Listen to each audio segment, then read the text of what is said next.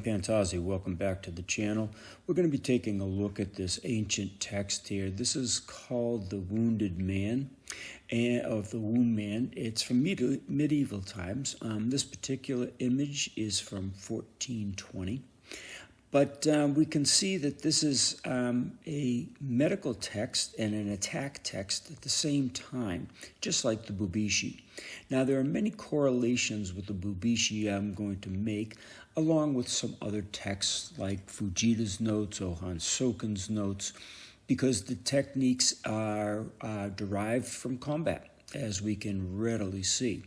Now, we're going to take a look at this in particular, this first one, and we can see up on the head, right in the middle of the forehead, there's a nice dagger hole.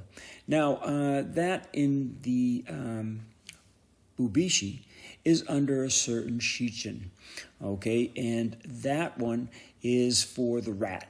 And now when we scroll down, we can see many other correlations. We can see shichin from the rabbit, we can see them from the snake, we can see them from many different animals, the monkey down and through here, and we can even correlate these to Hohan Sokens notes as we see on the foot, the inner thigh, the lower abdomen. You can see many different targets, the ribs, they're all there.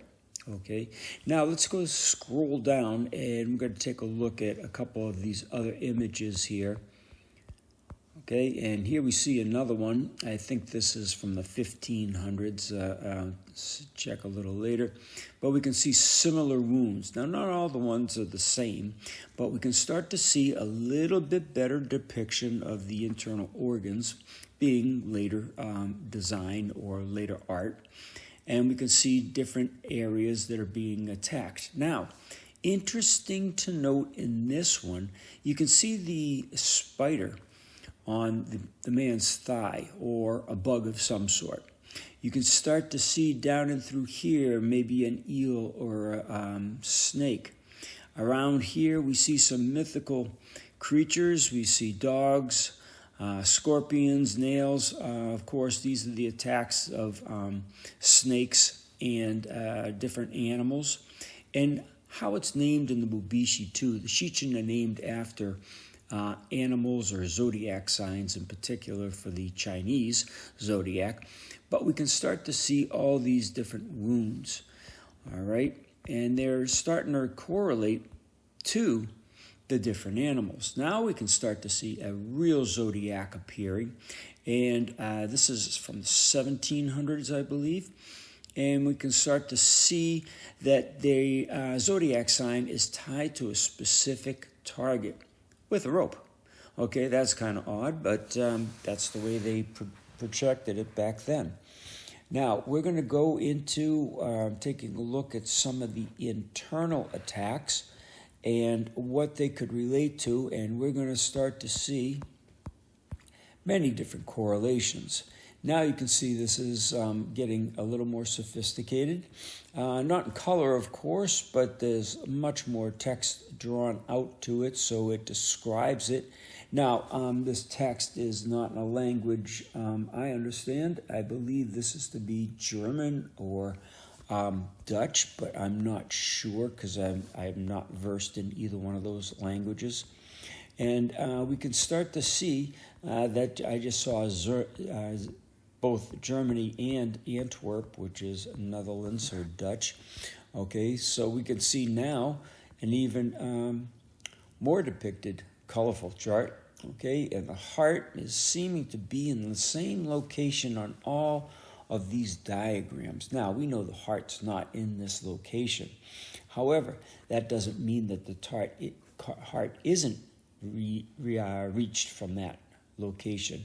Now we see this sword right here, right underneath the heart, and how it could be piercing into the bottom heart. In the biblical Kyusho we did in a series, you'll see what's called out is the fifth rib.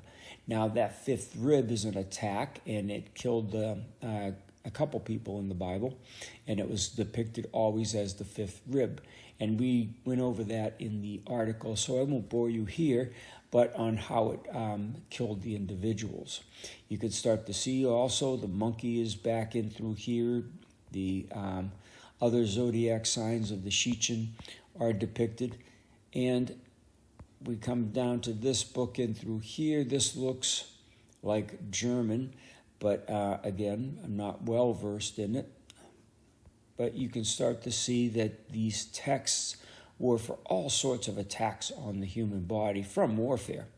And that's what I believe is in the Bubishi as well. Not only how to attack them to gain the upper hand with weapons, tools, swords, arrows, whatever you had, bludgeons. We can see bludgeons on the head here. Many different depictions here of the weapons. Okay, and also in the Bubishi, little earlier or a little later in history came the Bubishi, and it was with hand techniques as well, and we've depicted that ad nauseum here on the Kyusho.com site, so we won't go through those again, but all of these targets are viable. And let's bring some correlations to it with not only the Bible, but also Hohan Sokens notes, Fujitas notes, and a couple of films on the attacks and how they could actually be working. So that's it for this one. Stay tuned for the extended version, and we'll get into more of the details.